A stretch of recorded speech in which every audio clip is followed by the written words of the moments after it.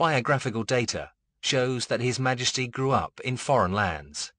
Thus, when he consented to take upon himself the burden of kingship and the status as head of state, it could be the reason why His Majesty was intent on getting to know his subjects. Starting in 1954, dense jungles and mountain ridges and cliffs in the remotest parts of Thailand were the spots where the Lord of the Land and his entourage of mixed ages paid their repeated visits.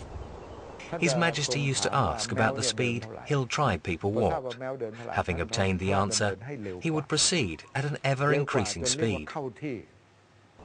Distance and height not only added up on the time it took us to walk, they also took a heavy toll of the entourage's physical endurance. A sole high-ranking official could keep up with His Majesty, but then he looked up above him and fainted on the spot. His Majesty had to bend down to grab him. His name was Sichai. We then alternated between pulling him along and carrying him all the way up to the top of the cliff.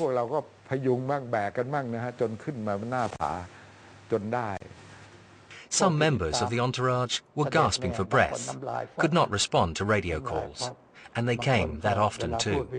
A voice would inquire how the persons were getting along. Of course, only the sound of hard breathing was heard in response. His Majesty was having such a good time.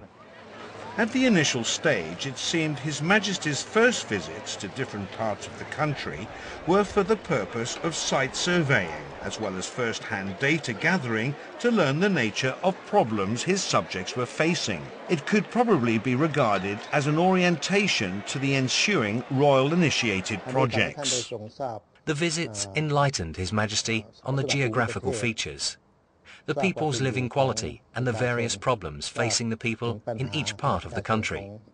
These problems varied distinctly. The most fun came when it was time to break for lunch, not at noon, but around 2 p.m.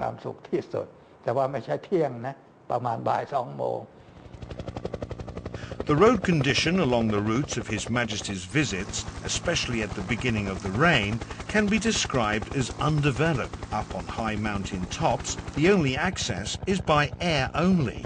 Many destination points were deep in the heart of the jungle, on high altitude. Many others could be accessed by dusty laterite roads infested with potholes. The condition did not bother us much, as we had experienced it before, but it was rough for local officials, like provincial governors and the like. I followed behind and could see how pale they looked sitting there. I mean, they did not faint. They were all sitting in rows when it came to walking up those hills. Everywhere he went, His Majesty would not fail to see calloused hands folded together high over the owners' heads, in respect to him. Some laid out the most precious piece of cloth they had on the ground, waiting for His Majesty to step on them. With the king's footprint on it, the piece of cloth would not be used or washed. Instead, it would be neatly folded and preserved at the praying spot where the people keep Buddha's image. On Sabbath day, they will put flowers to pay homage to the sacred piece of cloth in gratitude for what His Majesty has done for the country. Most of them do this. In highest esteem and with total devotion, people's heads bent down toward the young monarch's feet.